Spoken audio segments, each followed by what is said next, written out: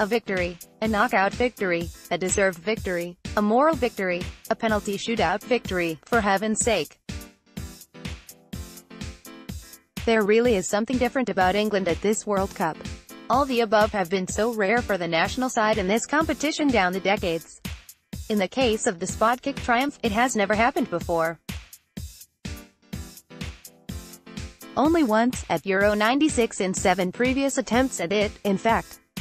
Now the nation gets to celebrate all 5 and remain a part of this fabulous competition until the weekend at least.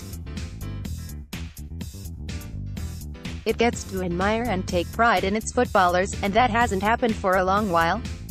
Photo, Reuters. It gets to praise, support and understand the manager, and that hasn't really happened to this extent since the days of Terry Venables, under whom Gareth Southgate played. Nobody can take anything for granted against Sweden in the last 8 on Saturday, but it's certainly better than playing Brazil. Even the draw has fallen handily, and let's face it, so much has gone wrong for so long that we've all been convinced that the authorities and the system have it in for us as well as the gods of fate. Now this feels very different. But really it is not about luck or fate in any way. No, England's win against Colombia in Moscow was a triumph of management, leadership and nerve, all the way back to Southgate's bold and correct decision to rest most of his best 11 in the previous match against Belgium, to the planning which went into the penalties at the end. Harry Kane scores for England. Harry Kane scores for England. If it seemed typical of England that they should allow the Snides of Colombia to equalize 3 minutes into added time after 90 minutes, well, you can't plan away every eventuality in a football match. There's a fair argument that there wouldn't have been so much added time if the Colombians hadn't spent so long haranguing the embattled referee after the award of the second half penalty, which was converted by Harry Kane.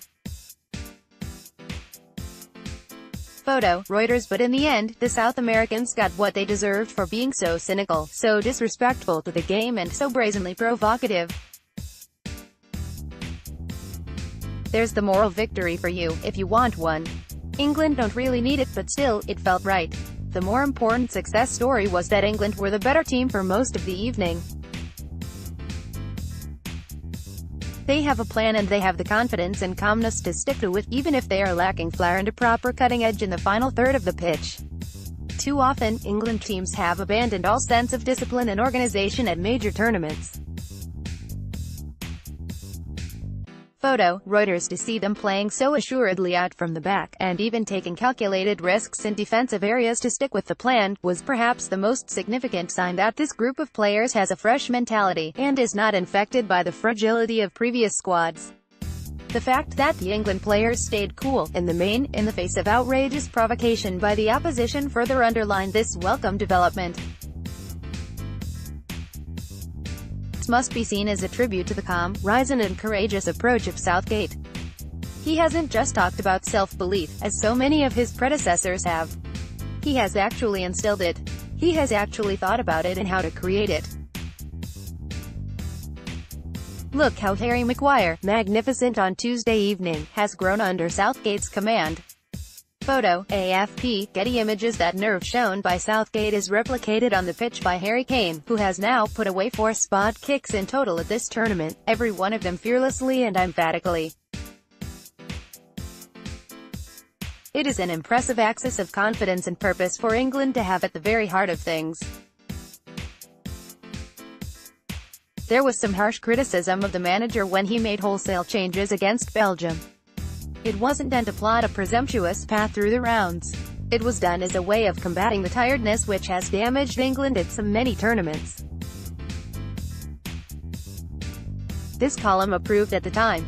The storming start made by his side vindicated Southgate, as did their growing certainty in the second half.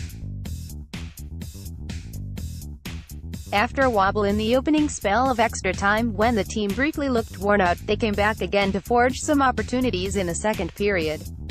England have a manager who manages, who doesn't just spout sports science and tactical cliches, who actually applies meaningful intelligence to the way the team goes about things. After it was all done, the heroic goalkeeper, Jordan Pickford, spoke briefly about the work which had been put into determining how the Colombians might take their penalties. Photo, AP. He mentioned the psychological work which had been done. It paid off as he made his critical save before Eric Dyer secured the victory. Previous managers just used to waffle on about how the demanding circumstances of a shootout could never really be replicated in training. So there wasn't much point to practicing it. Southgate was having none of it. Instead, he talked of the process, and how England applied it to claim their win. England's all-time highest World Cup goal scorers. Actually, he is not having a great deal of what England did at previous competitions, because so much of it went wrong. Instead, he has built something based on thought, logic, planning and confidence. It might just seem like common sense to some, but it's still all new to this particular national side. And now there is a distinct possibility it could lead to the semi-finals.